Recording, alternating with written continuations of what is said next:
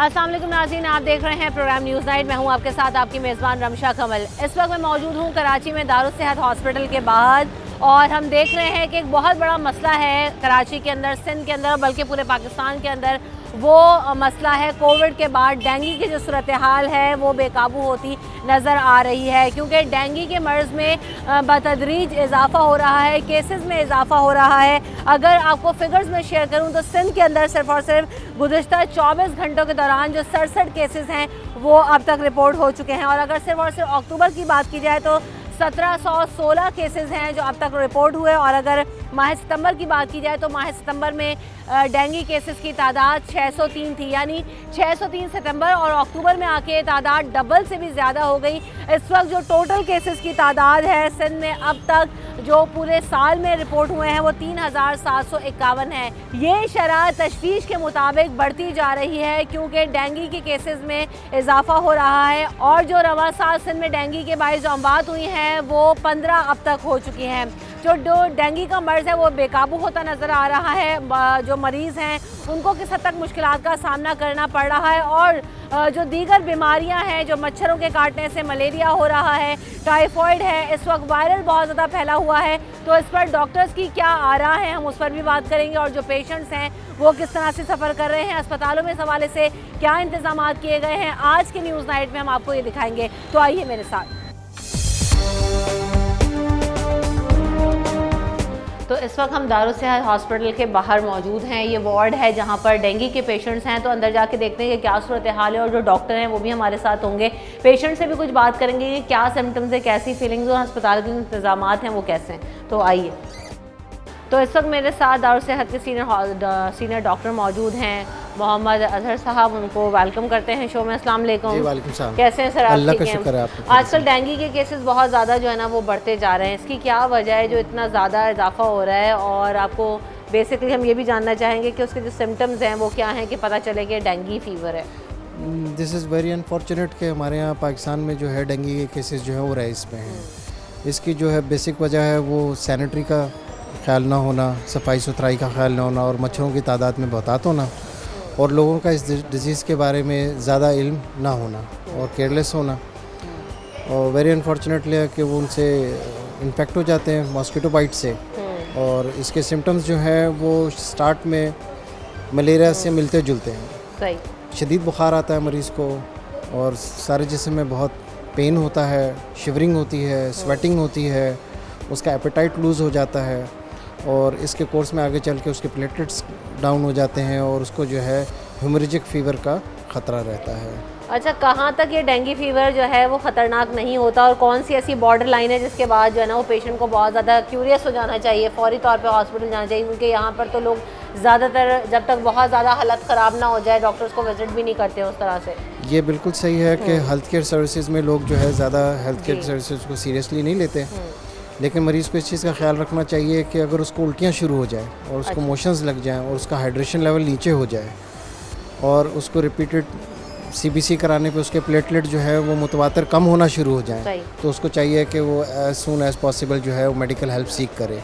और लेकिन सबसे पहले उसको अपने कोर्स ऑफ इलनेस में शुरू में अपने फिजिशियन के साथ मिलकर जो है एक दफ़ा मशवरा ज़रूर करना चाहिए कि उसका ट्रीटमेंट का कोर्स कैसे रहेगा। तो जब प्लेटलेट्स वगैरह कम हो रहे होते हैं तो वो भी बॉडी में इसकी इंडिकेशन यही है कि वॉमिट होगा या मोशंस वगैरह होंगे, यही इसकी इंडिकेशन है? उसकी इंडिकेशन में ये है कि उसको गम से ब्लीड हो सकता है, उसको नाक से ब्लीड हो सकता है, उसको पेशाब में खून आ सकता है, उसके स्किन के नीचे जो है ब्लीडिंग हो सकती है, कुछ लोगों की आंखों में हो जाता है। वेरी अनफॉर्चुनेट है कि कुछ लोगों को दिमाग की नसों में ब्लीड होता है। तो ये किस हद तक खतरनाक हो सकता है ये जो प्लेटलेट्स कम हो जाते हैं ब्लड में? ये अगर दिमाग में ब्लीड करे तो वो जानलेवा हो सकता है, उसको रोकने का जो है ज़्यादा चांस कम हो जाता है। ठीक है। किस हद तक जो है वो प्लेटलेट्स होने चाहिए? नॉर्मल क्या उसकी रेंज है और कम अगर होते हैं तो वो उसकी बॉर्डर लाइन क्या है? नॉर्मल रेंज जो है वो ज़्यादातर लेबॉर्ट्री में 150 से 450 तक है। ठीक है। लेकिन 60,000 तक जो है लोग अच्छा सर्वाइव करते हैं। कुछ लोग जो है डिप डाउन होकर ये 20,000 से नीचे हो जाते हैं। सही। घरों में महफूज रहने के लिए लोगों को कौन सी ऐसी एहतियाती तदाबीर बताएंगे आपके लोग एहतियात खुद से करें? क्योंकि हम देख रहे हैं कि आपने भी कहा कि सैनिटरी के इंतजाम, सफाई के इंतजाम नहीं होते, लेकिन उमूमन लोगों का कॉन्सेप्ट ये है क्योंकि ये साफ़ पानी की वजह से पैदा होती है इसकी अफजाइश डेंगू की, और कौन से टाइमिंग्स में ज़्यादा ख्याल रखना चाहिए, तो इस हवाले से लोगों के थोड़े कॉन्सेप्ट जो है ना वो क्लियर कीजिएगा। सुबह और शाम के टाइम पे जो है मच्छरों से ज़्यादा अपने आप को हिफाजत करनी चाहिए, मॉस्किटो नेट यूज़ करने चाहिए, मॉस्पेल और ऐसे रिपेलेंट्स यूज़ करने चाहिए, और बेवजह शाम के टाइम पे जो है घर से बाहर ना ही रहना। सही। इसके अलावा जो है और कोई इसके कोई प्रिकॉशन नहीं है? और सिवाय इसका मच्छर कोई का? प्रिकॉशन नहीं है, जब मच्छर से ही आपने प्रिकॉशन लेना। खुले पानी में कहते हैं कि पानी खुला नहीं रखना चाहिए। वो इस वजह से कि उसकी अफजाइश, उसकी जो एग्स की हैचिंग होती है वो खुले पानी में होती है, तो इसीलिए उसे एहतियात करने के लिए ख़ास हिदायत की जाती है। अच्छा, अभी क्योंकि वायरल भी डॉक्टर साहब बहुत ज़्यादा हुआ हुआ है, नॉर्मल फीवर बच्चों के अंदर भी हो रहा है, बड़ों में भी हो रहा है, यही सिम्टम्स हैं, टाइफाइड भी है और डेंगू भी है, तो सबके सिम्टम्स में बुखार होता है। तो बुखार के लिए फ़ौरी तौर पर जो है ना वो चेक कर लेना चाहिए, क्योंकि उमूमन हमारे यहाँ होम मेडिकेशन स्टार्ट हो जाती है। तो इनमें सब में बुखार में कोई डिफरेंस होता है या सबका एक ही जैसा होता है? असल में थ्रेशोल्ड होता है बुखार का, और मरीज़ के जो है अपनी इम्यूनिटी का इसमें बहुत ज़्यादा दखल सही है। है। जो लोग एक्चुअली थोड़े से अंदर से स्ट्रांग होते हैं तो वो तो टॉलरेट करते हैं, और वायरस का लोड का भी है। जिन लोगों को ज़्यादा मच्छर बाइट्स होते हैं तो वो ज़्यादा सिक होते हैं सही है। निस्बतन के जिनके वायरल लोड जो है वो कम हो।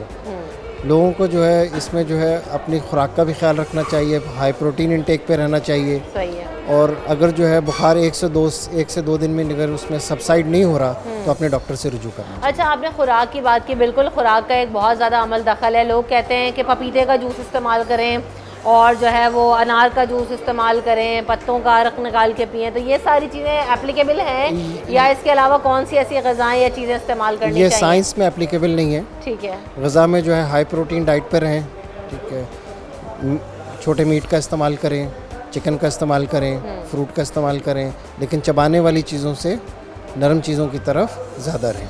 सही। अभी चूँकि इतना ज़्यादा ये डेंगू हो रहा है, तो आप क्या समझते हैं कि जब लोग घरों से बाहर निकल रहे हैं या जा रहे हैं, जिन्हें ऑब्वियसली बाहर निकलना है, जैसे हम लोग, बहुत सारे लोग, आप लोग हैं, हम लोग हैं, काम पर होते हैं, तो उन्हें किस हद तक एहतियात की ज़रूरत है और कैसे इससे बचा जा सकता है डेंगू से और दीगर वायरल फीवर से? एक तो कपड़े पूरे पहने फुल स्लीव्स के साथ, अब सर्दी आ रही है तो ऑब्वियसली वो तो एक ऑप्शन है, लेकिन मॉस्किटो रिपेलेंट्स यूज़ करें, ठीक है। उससे जो है काफ़ी फ़र्क पड़ता है। मरीजों के लिए कोई ख़ास इंतजाम किए गए हैं? डेंगू के ज़्यादा आ रहे हैं या जो है नॉर्मल वो रेशो है? आजकल तो डेंगू के केस, वायरल फीवर के केसेस ज़्यादा हैं, सही। ठीक है, तो उनको हॉस्पिटलाइज़ किया जाता है, उनको हाइड्रेट किया जाता है, उनके फीवर को कम किया जाता है, उनकी बॉडी को न्यूट्रिशनल सपोर्ट दी जाती है, और उनके प्लेटलेट्स को और कॉम्प्लिकेशंस को फॉलो किया जाता है। डॉक्टर साहब, क्योंकि डेंगू भी बहुत ज़्यादा बढ़ा हुआ है, कोविड का चैलेंज अभी भी स्टिल मौजूद है, गो के शरह कुछ कम हो गई है, बेहतरीन बात यह है, लेकिन किस तरह से मैनेज करें? कोई सेपरेट वार्ड वगैरह बनाया हुआ है दोनों के लिए, या डेंगू के जो पेशेंट्स आ रहे हैं वो यहीं हॉस्पिटल में, जनरल वार्ड में? कोविड के लिए हमारे पास स्पेशल वार्ड्स ठीक हैं, है। स्पेशल लोकेटेड एरियाज़ हैं, और उसका स्पेशल स्टाफिंग नर्सिंग है। सही। लेकिन डेंगू जो है वो हम जनरल वार्ड में ही ट्रीट करते हैं, वो एक शख्स से दूसरे शख्स को नहीं लगता, ट्रांसमिटेबल नहीं है, तो उन्हें जनरल वार्ड में ट्रीट किया जाता है। आजकल डेंगू का फ्लक्स ज़्यादा है, और आपने जैसे कहा कि कोरोना का फ्लक्स जो है वो कम हो गया है। तो रेशो क्या है जो जिस हिसाब से पेशेंट्स आ आजकल रहे हैं पेशेंट डेंगू के के? एडमिशन रेशो में हर 4 में से एक मरीज़ जो एडमिट किया जाता है वो डेंगू का एडमिशन, सही। तो 25% ऑफ एडमिशन जो है वो आजकल डेंगू के साथ है। ठीक है। Very quickly, being a doctor, क्योंकि लोगों को अवेयरनेस देना बहुत ज़्यादा ज़रूरी है, आप कौन सी ऐसी चीज़ें बताना चाहेंगे चीदा कि लोग उस पर अमल करें और डेंगू से अपने आप को महफूज रखें? जैसे हमने शुरू में बात की कि सुबह और शाम के टाइम पे जो है घरों के अंदर रहें, कपड़े पूरे फुल स्लीव्स के पहने, और मॉस्किटो रिपेलेंट्स यूज़ करें, और खुले पानी को बंद करके डाइट का खास ख्याल रखें। डाइट का ख्याल रखने से ये है कि खुदा न खास्ता अगर वो उससे इन्फेक्ट हो जाते हैं तो उनकी बॉडी में अच्छी रेजिस्टेंस हो। ठीक है, thank you so much doctor साहब, हमारे साथ थे। अब हम हॉस्पिटल में चल के देखते हैं, कुछ मरीजों से भी बात करेंगे और जो इंतजाम हैं उस हवाले से भी जो है ना वो आपको सूरत हाल दिखाएंगे, क्या सूरत हाल है, और दीगर इंतजाम पर भी बात करते हैं।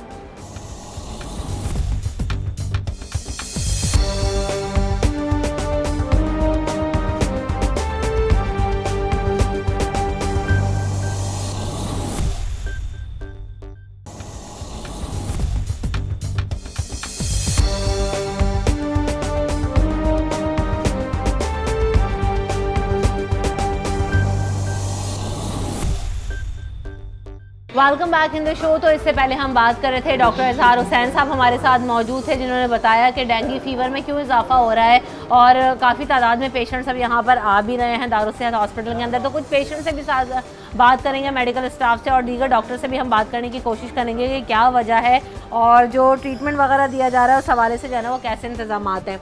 अस्सलाम वालेकुम। कब एडमिट हुए थे भाई आप? 30 तारीख को। कैसी तबीयत है अब आपकी? पहले से बेहतर है। कब हुआ आपको डेंगू? 29 को हुआ है। अच्छा, तो क्या सिम्टम्स वगैरह थे, क्या फील हो रहा था आपको? पता चला कि किस तरह पता चला कि डेंगू है आपको? पहले तो मेरे को बुखार हुआ है जी। शदीद किस्म का, सर में दर्द था, टांगों में, कमर में शदीद दर्द था जी। उसके बाद इन लोगों ने इमरजेंसी वालों ने टेस्ट करवाया तो उन्होंने बोला कि डेंगू वायरस। सर्दी वगैरह लगती है इसमें या नहीं लगती? पहले लगती थी, अभी तो नहीं लग रही। अच्छा, और यहाँ पर इंतजामात कैसे हैं? ट्रीटमेंट वगैरह सही दिया जा रहा है? आपकी तबीयत में बेहतरी आ रही है? जी जी, यहाँ तो सही चेकअप हो रहा है, टाइम टाइम से दवाइयाँ गोलियाँ दी जा रही हैं, ये ड्रिप भी लगाए जा रहे हैं। तबीयत बेहतर हुई कुछ पहले से? पहले से तो बाकी बेहतर ही है। ठीक, तो ये बताते हैं कि 30 तारीख को यहाँ पर आए थे, अभी 2 से 3 दिन गुजर चुके हैं, तो ट्रीटमेंट जो है वो दिया जा रहा है। अस्सलाम वालेकुम जी। कब से इनको बुखार था? तबीयत कब से ख़राब थी? इसको 29-28 तारीख को बुखार हुआ था। सही। तो इधर फिर इमरजेंसी में लेके आए थे। पहले इनकी हालत कैसी थी? इस हालत में कितनी बेहतरी आई है अब? अभी काफ़ी सारी सही हो गया है। पहले तो चल भी नहीं सकता था, अभी कुछ ठीक हो गया। कुछ चाय भी नहीं पी सकते थे, खाना भी नहीं खा सकते थे, इतनी कमज़ोरी हो गई? जी, इतनी कमज़ोरी हो गई थी। ठीक है, अभी तो खाना भी खा सकते हैं। अच्छा, बेहतरी आया नहीं है। अस्सलाम वालेकुम। सर, आपका नाम क्या है? डॉक्टर नुमान नाम है। डॉक्टर नुमान, तो अभी जब इनके हवाले से हम बात कर रहे हैं तो जिस कंडीशन में आए थे वो कंडीशन बताइएगा, क्योंकि दीगर लोगों को भी जो है ना हमें अवेयरनेस देनी है कि क्या कंडीशन हो जाती है और उससे पहले रश करें हॉस्पिटल में। जी बिल्कुल, देखें डेंगू की जो है टिपिकल सिम्टम्स फीवर है, बॉडी एक है, वॉमिटिंग है, जो कि ज़्यादातर पेशेंट्स को यही सिम्टम्स हो रहे होते हैं। इसमें यह है कि हमें ब्लीडिंग का ख्याल रखना होता है कि पेशेंट को अगर जैसे ही ब्लीडिंग स्टार्ट हो, प्लेटलेट्स के एक स्पेसिफिक काउंट होता है, अगर 20,000 से कम है उस पर हम प्लेटलेट ट्रांसफ्यूज़ करते हैं, अगर ब्लीडिंग हो जाती है तो उसमें हम प्लेटलेट ट्रांसफ्यूज़ करते हैं पेशेंट के। उसके अलावा सिम्टोमेटिक ट्रीटमेंट है, हाइड्रेशन का ख्याल रखना होता है कि पेशेंट को पानी की कमी ना हो। पेशेंट को हम इंकरेज करते हैं कि जूसेस लें, ओरली जितना ले सकते हैं वो लेते रहें। बाकी कंटिन्यूस प्लेटलेट्स की मॉनिटरिंग होती है, पेशेंट के सिम्टम्स के उनका ख्याल रखा जाता है ताकि पेशेंट का जो है वो ओरली इंटेक अच्छा हो। ये जो फ्रेश जूस ज़्यादा हेल्प आउट करता है या जो डब्बे के जूस हैं वो? देखिए, डब्बे के जूस तो अवॉइड करें तो बेहतर है, ज़ाहिर है फ्रेश जूसेस लें और फल इस्तेमाल करें, क्योंकि इस पर ऑलरेडी नोजिया वॉमिटिंग की कंप्लेंट्स होती हैं, पेशेंट का ऑलरेडी एपिटाइट कम होती है, तो खाना पीना तो उनके लिए वैसे ही मुश्किल होता है। इसमें हम यही कहते हैं कि पानी और जूसेस पे आप जो है वो फल पे, इन चीज़ों पे आप ज़्यादा से ज़्यादा इस्तेमाल बिल्कुल ऐसा ही है। तो देखें, जब भी किसी घर में कोई पेशेंट होता है तो उसके साथ साथ जो घर वाले हैं या जो उसके अटेंडेंट्स होते हैं या जो उसकी देखभाल कर रहे होते हैं, उन सबको अवेयर होना भी बहुत ज़्यादा ज़रूरी है। हमारे यहाँ एक जो है ना वो बड़ा गलत कॉन्सेप्ट ये है कि जब भी हम इयादत के लिए जा रहे होते हैं तो वो डब्बे के जूस उठा के ले जाते हैं, तो वो भी इन पेशेंट्स के लिए जो डेंगू फीवर में हैं उनके लिए सूटेबल नहीं होते। इनको फ्रेश फ्रूट्स, फ्रेश जूसेस और लिक्विड डाइट्स आप बता रहे हैं कि वो ज़्यादा जो है वो हेल्प आउट करती वो है। इसलिए है ताकि पेशेंट की हाइड्रेशन अच्छी हो, पेशेंट की हाइड्रेशन में और पानी की कमी ना हो। पानी की कमी के साथ फिर ज़्यादा कॉम्प्लिकेशन जैसे एक्यूट किडनी इंजरी और ये चीज़ें होती हैं, वो सिर्फ मतलब ये है कि हाइड्रेशन के लिए, ताकि पेशेंट को पानी की कमी ना हो। बाकी एक्चुअल ये है कि आपको प्लेटलेट्स की मॉनिटरिंग करनी है और प्लेटलेट्स जो है ट्रांसफ्यूज़ करने हैं टाइमली प्लेटलेट्स। अच्छा, जो प्लेटलेट्स ट्रांसफ्यूज़ करने होते हैं वो उसमें कितना जो है ना टाइम ड्यूरेशन लगता है ट्रांसफ्यूज़ होने में, और सेकेंडली ये कि कितने ब्रेक्स के बाद जो है ना वो ट्रांसफ्यूज़ किया जाता है? देखिए, पेशेंट का ये डिपेंड करता है कि ऑन अराइवल हमारे पास पेशेंट के प्लेटलेट्स कितने थे। अगर तो पेशेंट के प्लेटलेट्स 1 लाख या से ज़्यादा हैं तो हम पेशेंट के 24 आवर्स में प्लेटलेट्स मॉनिटर करते हैं। नॉर्मल प्लेटलेट्स की तादाद कितनी होती है? 150,000 to 4 लाख। 150,000 to 4 लाख, ठीक है, ये नॉर्मल प्लेटलेट्स हैं। और ट्रांसफ्यूजन को जो हमारा थ्रेशोल्ड है वो 20,000 है या उससे कम है। 20,000 से कम पे हम ट्रांसफ्यूज़ करते हैं, या अगर पेशेंट ब्लीडिंग के साथ है तो हम इस पर ट्रांसफ्यूज़ करते हैं। ये जो ब्लीडिंग होती है किस तरह से हो सकती है? कहाँ से ब्लड आए तो हम समझ जाएं कि जो है ना ये अब क्रिटिकल सिचुएशन हो गई है? देखें, ब्लीडिंग जो है वो मोस्ट कॉमनली जो पेशेंट्स हमें रिपोर्ट करते हैं वो यूरिन में ब्लीडिंग है और स्टूल में पखाने के ज़रिए ब्लीडिंग है, या गम ब्लीडिंग होती है जिसमें मुंह के ज़रिए खून आना होता है। ये जो है ना टिपिकल वो जगह है जहाँ से ब्लीडिंग पेशेंट को हो सकती है, और इस सूरत में हम प्लेटलेट्स ट्रांसफ्यूज़ करते हैं। ये जो प्लेटलेट्स आपने ट्रांसफ्यूज़ करना है, ऑब्वियसली इसके लिए जो है ना वो ब्लड भी रिक्वायर्ड होता है, तो ब्लड जब रिक्वायर होता है तो वो पेशेंट्स की जिम्मेदारी है मैनेज करना, या ये हॉस्पिटल की जिम्मेदारी है, या किस तरीके से आप लोग कर रहे होते हैं? देखें, उसके लिए हम ये करते हैं कि पेशेंट को डेफिनेटली कि हॉस्पिटल की जिम्मेदारी है। जब हमारे पास एडमिट है तो हम ही कोशिश करते हैं कि प्लेटलेट्स जो है वो पेशेंट को हम लगा दी जाए, लेकिन क्योंकि ऑलरेडी कराची में डेंगू के पेशेंट्स बहुत हैं और प्लेटलेट्स मिलना मुश्किल होते हैं, अगर यहाँ अवेलेबल नहीं होते तो हम पेशेंट्स को कहते हैं कि आप बाहर से कहीं अरेंज करके लाएँ। तो उसके लिए जाहिर है कि लोगों से भी यही रिक्वेस्ट है ज़्यादा से ज़्यादा डोनेट करें, बिकॉज डेंगू के पेशेंट्स को प्लेटलेट्स की ज़रूरत है और प्लेटलेट्स मिलना ऑलरेडी कराची में मुश्किल है, तो मुश्किल कोई हो भी गए ब्लड हैं। ग्रुप वाला जो है वो ब्लड देता है, उसमें से सेपरेट कर ली जाते हैं, या अगर फॉर एग्जांपल इनका कोई एक बी पॉजिटिव है या ए बी पॉजिटिव है तो वही ब्लड ग्रुप चाहिए होता है कि डोनेट करें, या कोई भी कर सकता है? देखें प्लेटलेट्स में ये नहीं है सेम ब्लड ग्रुप होना ज़रूरी नहीं है। प्लेटलेट्स में ये है कि आप किसी भी ब्लड ग्रुप का पेशेंट को ट्रांसफ्यूज़ कर सकते हैं, उसमें कोई कॉम्प्लिकेशंस होने का चांस नहीं होता। ठीक है, तो कुछ और भी पेशेंट से हम बात करते हैं, फिर जो है ना वो आगे उनकी भी सिचुएशन देखते हैं कि उनकी तबीयत कैसी है, और इंतज़ामात जो है वो काफ़ी हद तक बेहतर नज़र आ रहे हैं, क्योंकि एक तो सफाई होना बहुत ज़्यादा ज़रूरी है, दूसरी बात ये पेशेंट का मुतमईन होना वो बहुत ज़्यादा ज़रूरी है। तो अभी तक तो जो उन्होंने बताया कि उनकी हालत में काफ़ी बेहतरी आई है, तो अब कुछ और भी पेशेंट्स हमारे साथ होंगे, उनसे भी बात करते हैं। तो एक और पेशेंट इस वक्त यहाँ पर मौजूद हैं, उनसे भी बात करते हैं कि जो है ना अब उनकी तबीयत एक तो कैसी है और दूसरी बात है इंतज़ामात से मुतमईन है कि नहीं। अस्सलाम वालेकुम, कहाँ से आए भाई आप? यहाँ ये कायदाबाद से आए। कायदाबाद से आए। जी। तो आपकी तबीयत कब ख़राब हुई थी और अभी तबीयत कैसी है आपकी? काफ़ी बेहतर अब। किस दिन जो है ना वो बुखार वगैरह स्टार्ट हुआ था, कितने दिन हो गए? यहाँ कल एडमिट हुआ था। कल हुआ। और घर पे कब से तबीयत ख़राब थी? घर से 2 दिन पहले हुई थी तबीयत। क्या आपको महसूस हो रहा था तबीयत ख़राब में? बुखार हुआ था मुझे बस। अच्छा, अब काफ़ी बेहतर है। बेहतर हो गया, लेकिन क्या जी। वीकनेस कमज़ोरी वगैरह भी महसूस हो रही थी? कहीं से खून वगैरह तो नहीं आ रहा था? नहीं कुछ भी नहीं था। टेस्ट हुआ था यहाँ पे आके? जी सारे टेस्ट हुए हैं, उसके बाद फिर ये क्या ट्रीटमेंट ट्रीटमेंट आपको दिया है कल से अब तक? ये ड्रिप वगैरह लग रही है। खाना वगैरह खाया है आपने? नहीं खाना का मना किया, जूस वगैरह पी रहे हैं। लिक्विड डाइट आप ले रहे हैं। और जी। ठंड भी आपको अभी भी लग रही है? ठंड किसी वक्त लगती है किसी वक्त नहीं। तबीयत में कुछ बेहतरी आई तब से अब जी तक? जी काफ़ी बेहतर है तबीयत। सही है। अस्सलाम वालेकुम, आप इनके साथ आए? जी जी जी। क्या ऐसी कंडीशन थी इनकी जब ये आए थे यहाँ पर? जब तो ये काफ़ी सर्दी इसको लग रही थी और बुखार था इसको बहुत तेज़। अभी तो बेहतर है माशाल्लाह। ये सही। कितने दिन हो गए इनको बुखार वगैरह हुए थे? 2 दिन पहले हुआ था इसको बुखार, तो फिर हम उधर भी चेक कराया तो नहीं, वो फिर यहाँ लेके आए तो रिपोर्टें वगैरह कराई हैं तो अभी जब बेहतर आप यहाँ पर आए थे तो आपको कैसे इंतजामात मिले? डॉक्टर्स वगैरह कैसे हैं? अस्पताल कैसा है? और जो है ट्रीटमेंट जो दिया जा रहा है उससे आप मुतमईन हैं? है। जी बिल्कुल माशाल्लाह, बहुत अच्छे लोग हैं, बड़ी मोहब्बत से बात कर रहे हैं सही है। और सब चीज़ें खुद ही काम कर रहे हैं। ठीक, चलें जा, उम्मीद है कि जल्द से हतियाब हो जाएं आप भी, ताकि आपकी तबीयत में बेहतरी आए। सो इस वक्त मेरे साथ डॉक्टर अब्दुल अजीज़ मौजूद है, if I am not wrong. अस्सलाम वालेकुम डॉक्टर साहब, इनकी तबीयत के हवाले से बताइएगा कि इनको भी 2 दिन हुआ बुखार हुआ, फिर ये यहाँ पर आए, लेकिन उमूमन जो है ना वो नेग्लिजेंस देखी जाती है लोगों के अंदर कि वो आते ही नहीं है, बुखार को तो बड़ा हल्का ले लेते हैं आप। जी, इसमें यही होता है कि पेशेंट ना ज़्यादातर खुद डायग्नोज कर देते हैं खुद को कि मैं पेनाडोल खाऊंगा, 2 दिन ये करूंगा तो ठीक हो जाऊंगा। तो अमूमन पेशेंट्स यहाँ पे मिस्टेक कर जाते हैं कि जब एक चीज़ पेंडेमिक चल रहा है, आप सही। देख रहे हैं कि हर तरफ डेंगू के केसेस आ रहे हैं, तो जी। फिर वो पेनाडोल ये चीज़ लेके आते हैं और जब वो हॉस्पिटल पहुँचते हैं तो वो अमूमन ख़राब हालत में पहुँच जाते हैं सही। और स्पेशली यंग पेशेंट भी काफ़ी अफेक्ट हो रहे हैं। तो यही होता है कि नेग्लिजेंस यहाँ पे होती है कि अर्ली डायग्नोस खुद कर लेते हैं और हॉस्पिटल लेट पहुँचते हैं। तो ऑन अराइवल वो पहुँचते हैं 30,000 प्लेटलेट्स या 25,000 इस रेंज पे पहुँचते हैं। तो बस यही कि अच्छा, कितने दिन में जो प्लेटलेट्स गिर जाते हैं बुखार होने के बाद, इसको कितना दिन लगता है, कितना अरसा होता है इसमें? 1 दिन, 4 दिन, कितना टाइम? देखिए अमूमन ये वेरी करता है, लेकिन हमने जो ऑन एवरेज नोट किया है कि जो 6 to 7 डे होता है ना फीवर के 6-7वें दिन, तो उसमें प्लेटलेट्स वो पीक होता है इन्फेक्शन का, तो उसमें प्लेटलेट्स मैक्सिमम जो होते हैं नीचे गिरे हुए होते हैं और वायरल लोड भी बड़ा होता है तो प्लेटलेट्स काफ़ी नीचे होते हैं। तो ये वो दिन होता है कंसर्निंग होता है। हम सिर्फ वॉच करते हैं कि कहीं से अगर पेशेंट ब्लीड ना कर जाए, क्योंकि मोस्ट लीथल कॉम्प्लिकेशन है कि पेशेंट इंटरनल ब्लीड ना करे। सही। अगर पेशेंट ब्लीड कर जाता है तो फिर हमने जैसे आपको पहले बताया डॉक्टर ने कि फिर हम लोग ट्रांसफ्यूजन की तरफ जाते हैं। इंटरनल ब्लीडिंग कैसे पता चलती है? इंटरनल ब्लीडिंग ऐसे पता लगती है कि सबसे मोस्ट लीथल कॉम्प्लिकेशन ये है कि ब्रेन में ब्लीड ना कर जाए। अब पेशेंट एकदम से ठीक है और उस इंटरनल ब्लीड कर गया है, पता कैसे चलेगा? पता ऐसे लगेगा कि पेशेंट का जीसीएस जो वो बात कर रहा है, बात करते हुए उसके जीसीएस यानी बात करने की कुव्वत में कमी आ जाएगी, या वो सांस लेते हुए उसका एकदम से सांस फूलेगा, ड्रॉप होने लगेगी सैचुरेशन।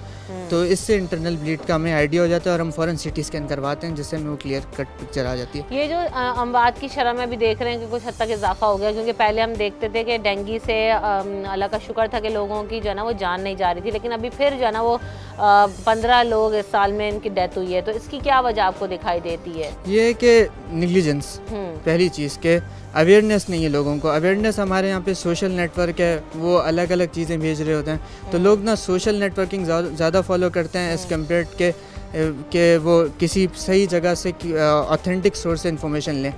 तो ये निगलेजेंस देखने आती है कि यंग पेशेंट्स कोलैप्स हो रहे हैं डेंगू से। तो बस ये सिर्फ अवेयरनेस की ज़रूरत है लोगों को, और इसका पर्पज़ भी ये है कि काफ़ी लोग अवेयर हो जाएं कि ये डेंगू जो है ये सिर्फ वायरल फीवर नहीं है, ये जिस तरह कोविड है इस तरह ये भी एक एपिडेमिक बना हुआ है, सेंटर बना हुआ है, इतना आजकल फैला हुआ है।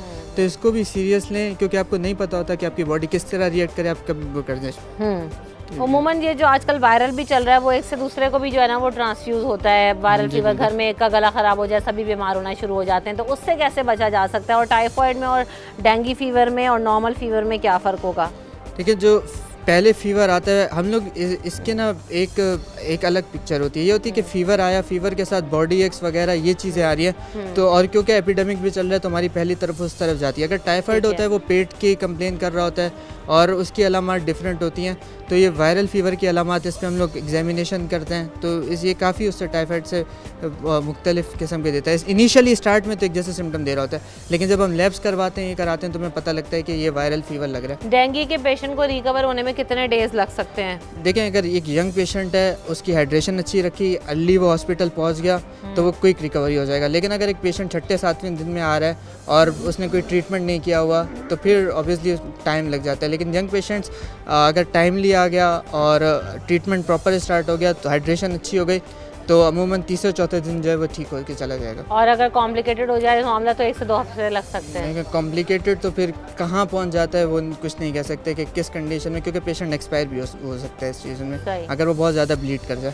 बिल्कुल, तो बात ऐसी ही है कि कोई भी बीमारी हो, एक तो उसको जो है ना वो बहुत ज़्यादा ईजी नहीं लेना चाहिए। जैसे कि अभी दोनों डॉक्टर्स ने हमें बताया, वैली डॉक्टर जहार साहब ने भी यही बात बताई कि किसी भी जो है ना वो बीमारी को एक तो ईजी ना लें, आप सेल्फ मेडिकेशन ना करें, और लोगों को एहतियात करनी चाहिए। अगर फीवर हो रहा है और मॉस्किटोज़ हैं आपके घर में, मच्छरों की अफजाइश है, आसपास ऐसा इलाका है जहाँ में मच्छर ज़्यादा होते हैं, तो उसको अवॉइड करने के लिए रिपेलेंट्स का इस्तेमाल करें, कॉइल्स का इस्तेमाल करें, पानी को खुला ना रखें, क्योंकि यही जो है ना वो सबसे ज़्यादा एहतियात बताई जाती है।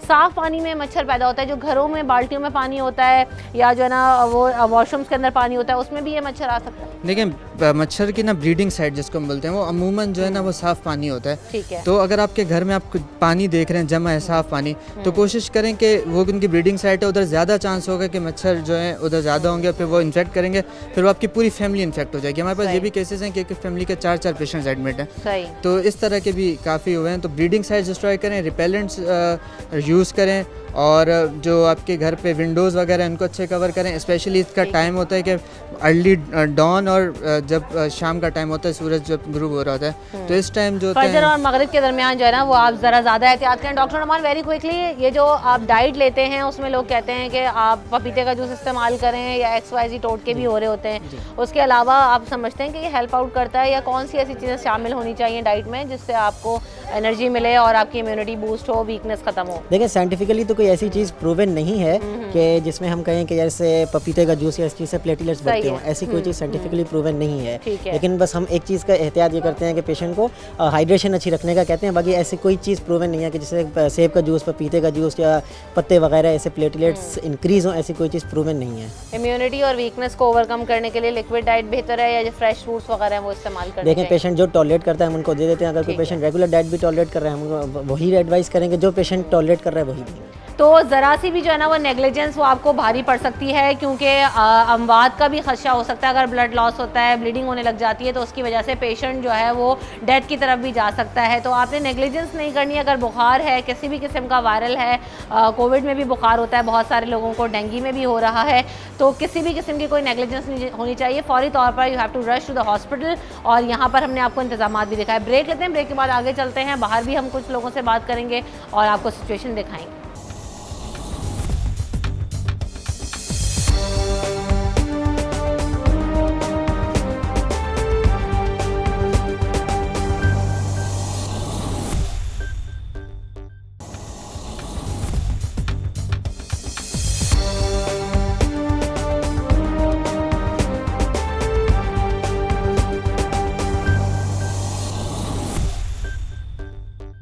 Welcome back in the show. तो इस वक्त हम मौजूद हैं दारुल सेहत हॉस्पिटल में और डिफरेंट जो वार्ड्स थे हमने आपको वो भी दिखाए कि वहाँ पर क्या इंतजाम थे। ये इस वक्त दारुल सेहत का ये प्राइवेट रूम है जहाँ पर अगर आपको डेंगी है और अगर आप प्राइवेट इलाज अफोर्ड कर सकते हैं तो आप यहाँ पर भी आ सकते हैं। यकीनी तौर पर इंतजामात में काफ़ी बेहतरी है। मुझे इनका जो जनरल वार्ड था वो भी खासा साफ़ सुथरा और बेहतर दिखाई दिया। मेडिकेशन प्रॉपर है, डॉक्टर्स वेरी कोऑपरेटिव नज़र आते हैं। तो यहाँ पर भी इन लोगों से पूछते हैं कि इनकी अब तबीयत कैसी है, कब आए थे और जो है वो अब यहाँ पर इंतजामात के हवाले से कैसा महसूस हो रहा है। अस्सलाम वालेकुम। जी वालेकुम। कैसी तबीयत है आपकी, क्या नाम है आपका? जी मेरा नाम अली असद है। अभी तो बेहतर है काफ़ी।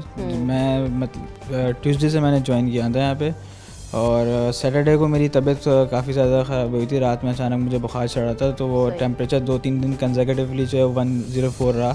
अच्छा जी, फिर उसके बाद मैंने टेस्ट करवाया था तो मेरा डेंगू जो है वो पॉजिटिव आया था। फिर एडमिट करा गया मुझे, तो फिर उन्होंने काफ़ी यहाँ पे मेडिसिन और वो ट्रिप्स वगैरह हुई, तो उसके बाद थोड़ी कंडीशन जाके बेहतर हुई है। अच्छा, घर में आपको कितने दिन बुखार वगैरह रहा और घर में क्या कंडीशन थी आपकी कि आप कितने दिन के बाद यहाँ पर आए? घर में मैं 2 दिन रहा था आई गेस। तो वो बुखार जब मुस्तकिल था तो वो घर में अम्मी जो है वो मुस्तकिल पट्टी वगैरह लगा रही थी और जिस्म में बहुत ज़्यादा शदीद दर्द था, सर में शदीद दर्द था। तो उसके बाद फिर अब्बू ने डॉक्टर से कंसल्ट किया तो उन्होंने कहा क्या आप ऐसा करें कि इनका रिजल्ट वो टेस्ट करवा दें डेंगू का। तो वो जब टेस्ट पॉजिटिव आया तो अब्बू ने कहा फिर एडमिट करा ही देते हैं। प्लेटलेट्स जो है वो 98,000 आ गए थे। सही। उसके बाद आज दोबारा करवाया तो वो 86,000 पर ड्रॉप हुए हैं। ठीक है, तो इनकी कंडीशन देखते हुए डॉक्टर जो है ना वो कौन बात करेगा, आप ही बात करेंगे। जैसे अभी आपने बताया कि 1 लाख से जो है ना वो ऊपर नॉर्मल है, लेकिन इनके जो काउंट है वो डिक्रीज़ हो रहा है। तो इनको ब्लड वगैरह लगाया या अभी ज़रूरत पड़ सकती है, नहीं है इनको ज़रूरत? देखिए, इनको अभी ज़रूरत इसलिए है क्योंकि इनके प्लेटलेट्स जो है सेफ रेंज में है। ठीक है। सेफ रेंज हम यही कहेंगे कि इनके 20,000 से ज़्यादा इनकी ब्लीडिंग की हिस्ट्री इनकी नहीं थी जब ये आए थे। तो उसमें ये है कि आपने मॉनिटरिंग करना है और फ्रीक्वेंटली मॉनिटर करते रहना है। इनसे हम यही पूछते रहते हैं। एक चीज़ के एहतियात हम ये कहते हैं कि कोई लाइक ये है कि नेल टूथब्रश ना करें, टूथपिक यूज़ ना करें, बिकॉज गम ब्लीडिंग का इसमें चांसेस बहुत ज़्यादा होते हैं। ठीक है। और पेशेंट्स को अगर प्लेटलेट्स बहुत कम है ये भी एडवाइस किया जाता है कि नाखून ना काटें, फिलहाल नेल कटिंग अवॉइड करें कुछ दिन के लिए, शेव ना करें। ये चीज़ें पेशेंट को एडवाइस की जाती हैं और ब्लीडिंग के लिए उनको देखा जाता है कि ब्लीडिंग। अच्छा, ये हेल्प आउट करता है क्योंकि हमारे यहाँ देसी इलाज भी जो है ना वो बड़ा ज़्यादा पॉपुलर होता है। तो पट्टी वगैरह अम्माएँ रख रही होती हैं घर में और उससे कुछ फ़र्क भी पड़ता है। तो ये मेडिकल साइंस इसका इस बारे में क्या कहते हैं? देखें, अगर पेशेंट फिब्राइल है तो ऑब्वियसली कि ठंडी पट्टी रखनी और ये रखना तो बिल्कुल हेल्प करता है। बिल्कुल हेल्प करता है। और बच्चों में क्योंकि अभी जो है ना वो भी कुछ केसेस रिपोर्ट हुए हैं, तो ये सबसे ज़्यादा तशवीशनाक बात है क्योंकि बच्चों को ऑब्वियसली कुछ होता है तो सभी जो है ना वो उसकी इंटेंसिटी बहुत ज़्यादा हो जाती है। जी, देखें, बच्चों में भी यही है कि सिम्टम्स जो है वो अडल्ट और चिल्ड्रन के मॉडल सेम होते हैं। चिल्ड्रन में ये कि इरिटेबिलिटी है, ज़्यादा रोना, खाना डिक्रीज एपेटाइट, खाना नहीं लेते, ये चीज़ें हैं। लेकिन मैनेजमेंट है और जो गाइडलाइंस है वो ऑलमोस्ट उनके लिए सेम है कि आपको वही प्लेटलेट्स मॉनिटर करने हैं और डिक्रीज प्लेटलेट्स पे आपको ट्रांसफ्यूज़ करना है पेशेंट के लिए। ठीक है। एक और चीज़ हम डिस्कस कर रहे थे कि अगर कोई एक घर में इन्फेक्ट हो रहा है तो उससे कई लोग और भी इन्फेक्ट हो रहे हैं, तो क्या जो दूसरा नॉर्मल मच्छर है वो भी अगर इनको काटता है किसी पेशेंट को तो वो भी कैरियर बन सकता है, या अगर उसी एक डेंगू मच्छर ने और भी लोगों को काटे तो वो जाहिर सी बात है वो तो इफेक्ट करेगा, लेकिन नॉर्मल मच्छर भी क्या कैरियर हो जाता है? देखिए, डेंगू के जो है वो जो मॉस्किटो है उसकी स्पेसिफिक टाइप है, वही अगर इन्फेक्ट करेगा तो डेंगू होगा। बाकी जो नॉर्मल मॉस्किटोज़ हैं अगर वो उसकी टाइप उसमें डेंगू कैरी ही नहीं कर रहे हैं तो वो आपको इन्फेक्ट नहीं करेंगे, डेंगू नहीं करवाएंगे एटलीस्ट। ठीक है। तो कुछ यहाँ पे जो है ना वो अटेंडेंट्स भी मौजूद हैं, उनसे भी बात करते हैं कि क्या सिचुएशन थी और जो है ना वो इनकी हालत में कितनी बेहतरी है, इंतजाम के हवाले से जो है ना वो क्या बताएंगे। अस्सलाम वालेकुम। आपका नाम क्या है? मेरा नाम साहिन है। कहाँ से आए आप लोग? मैं यहाँ पे यहीं पे रहते हैं, करीबी गुलशन में रहते हैं हम लोग। ठीक है। तो इनकी कज़न, मैं इनका कज़न हूँ। सही। तो इनकी हालत काफ़ी ख़राब थी तो मैंने इनके फादर से कहा कि भैया आप डॉक्टर से कंसल्ट करें क्योंकि मैं अभी डेंगू का विक्टिम रह चुका हूँ। अच्छा। 2019 में। तो मैंने उनसे कहा कि आप कंसल्ट करें फ़ौरन क्योंकि इससे तो पेशेंट प्लेटलेट फ़ौरन गिरते हैं। तो उन्होंने कहा ठीक है मैं कंसल्ट करता हूँ। तो जब ये कंसल्ट किया तो फ़ौरन पता चला कि भैया इनको डेंगू है, तो फिर हमने फ़ौरन इनको एडमिट करवाया। तो हॉस्पिटल वगैरह में इंतजाम कैसे हैं? आप खुद कहाँ जो है ना आपका ट्रीटमेंट होता रहा और आपकी क्या कंडीशन थी? मैं तो जब मुझे हुआ था तो मैं लियाकत नेशनल में गया था, लेकिन अभी तो यहाँ पे अल्लाह का शुक्र है बिल्कुल ठीक तरीके से इनका ख्याल रखा जा रहा है। डॉक्टर्स बिल्कुल अप्रोप्रिएट मैनर्स में ख्याल रख रहे हैं इनका और सब कुछ बहुत तरीके से ख्याल रखा जा रहा है इनका। आम आदमी के लिए भी किसी भी अस्पताल में जाने से पहले सबसे बड़ा मसला होता है कि अस्पताल महंगे बहुत हैं, इलाज महंगा बहुत है। तो यहाँ पर अफोर्डेबिलिटी के हिसाब से भी बताइएगा, लोग आम आदमी अफोर्ड कर सकता है इलाज या नहीं? बिल्कुल कर सकता है, कोई इतना वो मसला नहीं है, लेकिन आपको तो पता है हर जगह ही महंगाई है तो फिर यहाँ भी महंगाई है, लेकिन वैसे ये है कि अफोर्डेबल है। बिल्कुल ऐसा ही है। और सेहत से रिलेटेड जितनी भी चीज़ें होती हैं तो उसमें तो इंसान को अपना फौरी तौर पर क्यूरियस होकर ख्याल रखना चाहिए, ताकि आप अगर सेहतमंद होंगे, तंदुरुस्त होंगे तो इस ज़िंदगी में आगे कुछ कर सकेंगे, अपने अहल खाना के लिए भी हेल्प आउट कर सकेंगे, या अपनी ज़िंदगी में भी जब तक आप अपनी सेहत का ख्याल खुद नहीं रखेंगे तो कोई और नहीं रख सकता। थैंक यू सो मच, आप भी अपना ख्याल रखें। हम बाहर जाते हैं और जो कुछ स्टाफ वगैरह उनसे भी बात करने की कोशिश करते हैं कि जो है ना वो किस तरीके से मैनेज कर रहे होते हैं, क्योंकि अभी कोई एक चैलेंज नहीं है, बहुत सारे चैलेंजेस हैं। वबाई अमराज जो है ना वो बहुत ज़्यादा बढ़ते जा रहे हैं। उसकी वजह यही है कि हमारे यहाँ एक तो कचरा है, गंदगी है, सफाई के जो है ना वो खातिर खा इंतजामात नहीं होते, जिसकी वजह से जो बीमारियाँ हैं वो बढ़ती जा रही हैं। तो इस वक्त आरएम मेरे साथ मौजूद है, मोहम्मद अदनान, उनसे बात करते हैं। नर्सिंग स्टाफ है, सपोर्टिंग स्टाफ जब तक एक्टिव ना हो तो किसी भी पेशेंट की जो है ना वो केयर बेहतर तरीके से नहीं हो सकती है। अस्सलाम वालेकुम, कैसे हैं आप? ठीक हैं? हॉस्पिटल के इंतजाम, डेंगू के पेशेंट्स और दीगर जो वायरल फीवर्स में लोग आ रहे हैं, इवन कोविड बहुत ज़्यादा फैला हुआ है, तो किस तरह से जो है ना वो आप लोगों को ट्रेनिंग होती है, हिदायत होती हैं कि आपने कैसे जो है ना वो पेशेंट को टेक केयर करना है? आजकल तो वैसे डेंगू और वायरल फीवर के पेशेंट बहुत ज़्यादा आ रहे हैं, तो वो इसी के हिसाब से डॉक्टर हमें कहते हैं किसी की फॉरली वाइटल होती है, किसी की सेक्सरली, तो हम वाइटल मॉनिटरिंग करते हैं, फिर डॉक्टर को बताते हैं। दूसरा उनके लैब है वो करते हैं, तो वो डॉक्टर उसी पे नज़र कर देखते हैं। सही। जो पेशेंट्स आ रहे होते हैं जो क्रिटिकल कंडीशंस में आ रहे होते हैं और अगर डॉक्टर उस वक्त अवेलेबल ना हो, वैसे सारी शिफ्टों में डॉक्टर अवेलेबल होते हैं? जी बिल्कुल, हर शिफ्ट में हर टाइम 24 आवर डॉक्टर अवेलेबल होते हैं यहाँ। सही। और आप लोगों के कितने घंटे आप लोग यहाँ पर मौजूद होते हैं? किसी एक पेशेंट के साथ ड्यूटी होती है या वार्ड वाइज ड्यूटी होती है? नहीं, हमारी वार्ड वाइज ड्यूटी होती है, मतलब एक शिफ्ट में 3 स्टाफ होते हैं। सही है, तो और उसी हिसाब से पेशेंट डिवाइड करते हैं, 2 स्टाफ वो देखते हैं अपने पेशेंट। ठीक है, तो फीमेल स्टाफ भी हमारे साथ है, फीमेल स्टाफ भी मौजूद होता है। तो इस वक्त हम ये प्राइवेट वार्ड में मौजूद हैं, प्राइवेट रूम्स में के जो एरिया है ये यहाँ पर हम मौजूद हैं, और कुछ पेशेंट्स और हमारे साथ हैं, उनसे भी उनकी कंडीशन के हवाले से बात करते हैं कि कैसी कंडीशन थी और अब उनको जो ट्रीटमेंट मिल रहा है उससे किस हद तक बेहतरी आई। अस्सलाम वालेकुम, क्या नाम है आपका सर? ज़ीशान फारूक। कैसे हैं ज़ीशान, अब आपकी तबीयत कैसी है? काफ़ी बेहतर है। क्या सिम्टम्स थे, कैसा महसूस हो रहा था कि आपको हॉस्पिटल आना पड़ा, और कब आपको पता चला कि आपको डेंगू है? एक्चुअली सैटरडे राइट को मुझे सर में दर्द और बुखार स्टार्ट हुआ। ठीक है। तो जब मेरे संडे तो ऑफ था और पीरियड बंद था, मंडे को मैंने वो टेस्ट करवाया तो कल उसका रिजल्ट आया और डेंगू पॉजिटिव आया। ठीक। तो आज मैंने डॉक्टर को दिखाया था, डॉक्टर ने बोला आपकी प्लेटलेट्स कम है तो आप प्लीज़ एडमिट हो जाए। तो जैसे भी डॉक्टर नौमान भी हमें थोड़ी देर पहले तक बता रहे थे कि जब प्लेटलेट्स कम होना शुरू होते हैं तो जो है आपकी जो बात करने की वो है वो सकत जो है ना वो कम हो जाती है, बल्कि डॉक्टर नौमान नहीं, डॉक्टर अजीज़ ने बताया था। तो डॉक्टर अजीज़ को इधर लेते हैं, उनसे बात करते हैं। मैं तो आपसे थोड़ी कम बात करूँगी क्योंकि आपको थोड़ी दुश्वारी हो रही है बात करने में। तो प्लेटलेट्स काउंट इनका कितना है, और जो है वो क्योंकि सांस फूल रहा है तो इसकी वजह सिर्फ प्लेटलेट्स कम होना है या ब्लड लॉस भी हो रहा होता है? देखें, ये जो सिम्टम्स है ना, एक तो होती है जनरलाइज वीकनेस। प्लेटलेट्स काउंट ना इनके उस लेवल पे नहीं है कि इंटरनल ब्लीड कर जाए, इनके अभी 40,000 में। तो ये कुछ सिम्टम्स ना जनरलाइज वीकनेस की वजह से होते हैं। वो जो सिम्टम्स जो बात करने की सकत हेमरेज हो जाए ना, वो इंटरनल ब्लीड होता है। तो इसमें सिर्फ वायरल फीवर में सिर्फ फीवर बॉडी एक्स नहीं है, इस पर एक सबसे बड़ी चीज़ होती है जनरलाइज वीकनेस हो जाती है। तो ये उस वजह से जो है इनको ये अलामात आ रही हैं और इसके सिम्टम्स होते हैं। ठीक है, तो आपकी जो कंडीशन थी अब हॉस्पिटल आने के बाद उसमें बेहतरी आई है? किस हद तक आप अपने आप को जो है ना बेहतर फील कर रहे हैं पहले से? जी आज बेहतर फील कर रहा हूँ। सुबह तो चक्कर आ रहे थे फुल और मैं खड़ा भी नहीं हो पा रहा था। तो आज से ड्रिप्स स्टार्ट हुई है, मेरी फ्लूइड इनटेक ज़्यादा हुई है, तो फिर मेरा बेहतर हो गया। ट्रीटमेंट वगैरह जो मिल रहा है, स्टाफ कैसा है, डॉक्टर्स वगैरह कैसे हैं, इन सब के बारे में आप क्या बताएं? ठीक है, मुतमईन हैं आप? जी बिल्कुल, जी बिल्कुल। हॉस्पिटल के इंतजाम और सफाई क्योंकि बहुत ज़्यादा काउंट होती है, वो कैसी है? जी जी बिल्कुल, मैं बहुत मुतमईन हूँ उस चीज़ से। ठीक है, तो उनकी आपकी वालदा हैं? उनकी वालदा हैं ज़ीशान की, उनसे भी बात करते हैं। अस्सलाम वालेकुम मैम, बैठिए बैठना। कैसी हैं आप? ठीक हैं, कैसी कंडीशन थी इनकी, और जो है ना वो कब आपको पता चला कि जो है उनको फौरी तौर पे हॉस्पिटल जाना चाहिए? क्योंकि हमारे यहाँ उमूमन लोग क्या करते हैं, नेग्लिजेंस बहुत है, हॉस्पिटल पहुँचते नहीं है, जाते नहीं है। जी जी नहीं, क्या कि इसकी रिपोर्ट ही सुबह आई, जैसे आई तो ये मुझे कह रहा था अम्मी रिपोर्ट भी ऐसी आई हुई है और मैं वीकनेस भी फील कर रहा हूँ। तो मैंने कहा कि चलते हैं डॉक्टर के पास ओपीडी में जो है वो दिखाने। सही। तो यहाँ डॉक्टर ने कहा कि इसकी ऐसी कंडीशन है कि आप इसको जो है ना हॉस्पिटलाइज कर दें। तो इसी वजह से हमने यही चूज़ की। दर्द सेहत जो है मैंने कहा ये सही है, हम पहले भी यहाँ आ चुके, एडमिट रह के गए, तो हमें तसल्ली है, मुतमईन है हम यहाँ के स्टाफ से, हर चीज़ से। तो इसी वजह से मैंने अपने बेटे को यहीं पर एडमिट करवा दिया, ताकि अब माशाल्लाह कह रहा है अम्मी काफ़ी जो है वो फ़र्क आ रहा है। डॉक्टर वगैरह स्टाफ वगैरह सपोर्टिव है। और रात में क्योंकि ज़्यादातर होता है कि रात में एक्टिव नहीं होता स्टाफ, तो यहाँ पे क्या सिचुएशन होती है? नहीं, अभी हमारी फर्स्ट नाइट ही होगी, हम तो ये दोपहर से आए हुए हैं, तो माशाल्लाह अल्हम्दुलिल्लाह हमें तो काफ़ी इम्प्रूव लग रहा है कि स्टाफ जो है वो अलर्ट है। तभी तो यहाँ मुतमईन, वैसे मेरा भी एक ही बेटा है, इसी वजह से मैं यहाँ मुतमईन हूँ, सेटिस्फाई हूँ, तभी बैठी हुई हूँ यहाँ पर बेटे के साथ। नाइट का तो अल्लाह खैर करेगा। बिल्कुल ऐसे ही है। अच्छा, क्योंकि आम हालात में जब अस्पताल जाते हैं तो सबसे बड़ा डर ये होता है कि कितना एक्सपेंस आएगा, बहुत महंगा इलाज हो चुका है पाकिस्तान के अंदर।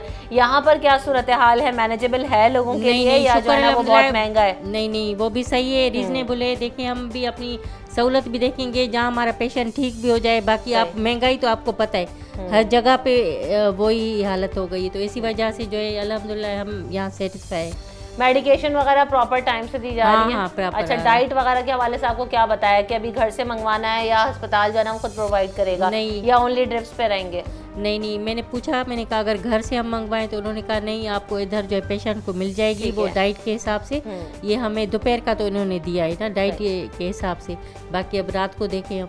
चलें ठीक है, उम्मीद है कि आपका जो बेटे हैं वो जल्द अज जल्द सेहतियाब हो जाए। हमारी दुआएं और इनके साथ भी हैं, सबके साथ ही हैं, ताकि जल्द अज जल्द पेशेंट सेहतियाब होकर घर जाए। तो वो एक डॉक्टर की और पूरे स्टाफ की और पूरे हॉस्पिटल की जो है ना वो जीत होती है एक तरह से, क्योंकि जब भी कोई नया पेशेंट आता है तो एक नया चैलेंज लेकर आता है। हर पेशेंट की कंडीशन जो है वो डिफरेंट होती है। ये बात कहने का मेरा मकसद ही सिर्फ ये था कि हर घर के अंदर भी जो फ़र्द है वो ये ना देखे कि सामने वाले को डेंगू हुआ तो वो जो है ना वो 2 दिन में ठीक हो गया। नहीं, अगर आपको डेंगू है या कोई भी फीवर है, कोई भी बीमारी है, तो आप फौरी तौर पे अस्पताल जाएं। आप दूसरे को देख के अपनी बॉडी का कंपैरिजन ना करें, क्योंकि हर किसी की बॉडी अलग वेरिएट कर रही होती है। तो हम यहाँ पर ब्रेक लेते हैं, ब्रेक के बाद यहाँ से बाहर चलेंगे और भी जो है ना वो डॉक्टर्स वगैरह से भी बात करेंगे कि डेंगू के हवाले से कौन से ऐसे मौसर इक़दाम हैं जिनको करने की ज़रूरत है, और हुकूमती सतह पर और इंतज़ामिया जो है वो किस हद तक एक्टिव रहे ताकि इस पर जल्द अज जल्द काबू पाया जा सके। ब्रेक के बाद हाजिर होते हैं।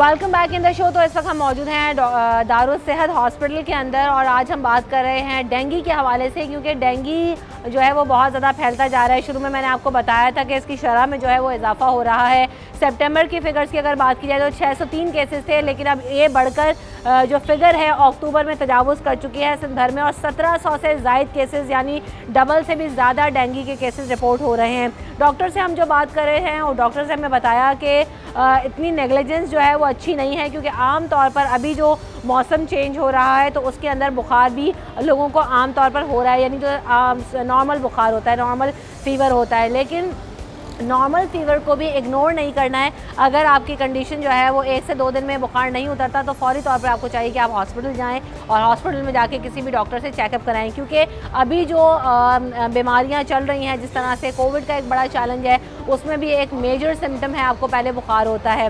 इसी तरह डेंगू में भी, टाइफाइड में भी और नॉर्मल फ़ीवर के अंदर भी आपकी जो कंडीशन है वो बुखार से स्टार्ट होती है। तो आपने इसको इग्नोर नहीं करना, ये बहुत ज़्यादा इंपॉर्टेंट है कि आप जाएँ फौरी तौर पर, सेल्फ मेडिकेशन से परहेज़ करें। डॉक्टर इजहार अभी आ रहे हैं, उनसे भी हम बात करेंगे कि किस हवाले से जो है ना, क्योंकि अभी सिटी में जो ड्राइव है उसका आगाज़ किया गया है और जो इंतज़ामिया है, गवर्नमेंट है, वो ये कहती है कि हमने स्टार्ट लिया है कि जो जरासीम कुश स्प्रे है वो डिफरेंट जगहों के ऊपर किया जा रहा है, डिफरेंट इलाकों में किया जा रहा है। तो उससे क्या इम्पैक्ट आता है, क्या फ़र्क आता है, डॉक्टर साहब हमारे साथ होंगे, उनसे बात करते हैं। डॉक्टर अजहर हुसैन साहब हमारे साथ मौजूद हैं, चूँकि पेशेंट्स भी देख रहे हैं तो बिज़ी भी हैं बहुत ज़्यादा, लेकिन आपके वक्त का एक तो बहुत शुक्रिया डॉक्टर साहब। दूसरी बात ये है कि अभी हम देख रहे हैं कि हुकूमती सतह पर इसको मैनेज करने के लिए, डेंगू से बचने के लिए जरासीम कुछ स्प्रे मुहिम का भी आगाज़ किया गया है और हो भी रहा है काफ़ी जगहों पर। इंटेंसिटी बहुत ज़्यादा नहीं है लेकिन हो रहा है। इफ़ेक्टिव है ये, इससे फ़र्क पड़ता है कुछ? ये बहुत खुशानंद बात है कि हुकूमत जो है इसकी तरफ तवज्जो दे, इसको ज़्यादा से ज़्यादा करना चाहिए, सारे इलाकों में करना चाहिए। स्लम्स और जहाँ पे नाले हैं वहाँ पे इसको ज़्यादा ख़ास तवज्जो देनी चाहिए, क्योंकि इससे बचा जा सकता है। हुकूमत को जो है ये प्रोग्राम जो है वो डेंगू के आमद से पहले शुरू कर देना चाहिए मेरे ख्याल में। तो उम्मीद है कि इससे जो है इसकी रोकथाम में बेहतरी होगी। ये जो मौसम चेंज होता है ये भी ज़्यादातर बीमारियां लेकर आता है? ये बिल्कुल, ये इसमें वायरल बीमारियां काफ़ी सारी होती हैं और इससे बिल्कुल जो है ना इस मौसम में लोगों को एहतियात करनी चाहिए। ठीक है, डेंगू से बचाव के लिए आम लोग अपने घरों में और ख़ुद जो है वो किस तरह से बच सकते हैं, प्रिकॉशंस क्या लेनी चाहिए? जैसे हमारी पहले इस पर हमारे बातचीत हो चुकी है कि लोगों को जो है सुबह और शाम के टाइम पे जो है मच्छरों से हिफाजत करनी चाहिए, मॉस्किटो रिपेलेंट यूज़ करने चाहिए, मॉस्किटो नेट्स यूज़ करनी चाहिए और इन औकात में बेवजह बेज़रूरी घरों से बाहर नहीं जाना चाहिए। ठीक है, thank you so much doctor साहब, आपके वक्त का बहुत शुक्रिया, क्योंकि ऑब्वियसली पेशेंट्स भी हैं, उनको भी देखना है। तो बात सिर्फ इतनी है कि अगर आपने डेंगू से बचना है तो आपके लिए एहतियात करना बहुत ज़्यादा ज़रूरी है ताकि आपको अस्पतालों में ना जाना पड़े। और अगर आपकी मेडिकल कंडीशन ठीक नहीं है, आपको बुखार हो रहा है, ब्लीडिंग हो रही है और अगर आपको जो है ना वो कमज़ोरी बहुत ज़्यादा महसूस हो रही है तो फ़ौरी तौर पर आप जाएँ अस्पताल में और डॉक्टर को विज़िट करना बहुत ज़्यादा ज़रूरी है। सेल्फ़ मेडिकेशन से परहेज़ करें और कोई भी बीमारी हो, आपकी जान जो है वो आपको सबसे ज़्यादा प्यारी और अजीज़ होनी चाहिए, क्योंकि अगर जान होगी, अगर आप सेहतमंद होंगे, तंदुरुस्त होंगे तो ही आप ज़िंदगी में एक्टिव रहकर कुछ कर सकते हैं। तो अपनी सेहत का ख्याल रखें। सेहत के ख्याल के साथ साथ अपने घर आसपास का माहौल साफ़ सुथरा रखने की कोशिश करें। सफाई के इंतज़ाम को ना सिर्फ अपने घरों में बेहतर रखें बल्कि अपने इलाके, गली मोहल्लों में भी सफाई के इंतज़ाम को बेहतर करने की और सफाई को यकीनी बनाने की जो है ना वो कोशिश करें, क्योंकि नबी पाक सल्लल्लाहु अलैहि वसल्लम का भी कौल है कि सफाई निस्फ़ ईमान है। जब सफाई होती है तो आधी बीमारियां तो वैसे ही ख़त्म हो जाती हैं। इसी नोट पर रमशा कंवल और न्यूज़ नाइट की टीम को दीजिए इजाज़त। अपना ख्याल रखिएगा। अल्लाह ने के बाद।